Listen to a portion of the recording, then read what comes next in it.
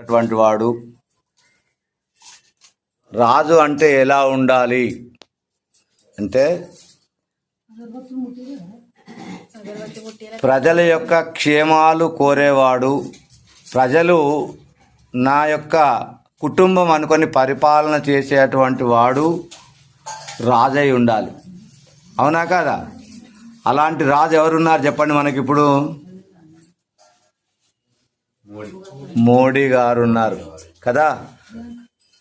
మోడీకి ఎన్ని ఆస్తులు ఉన్నాయి? ఏమీ లేవు.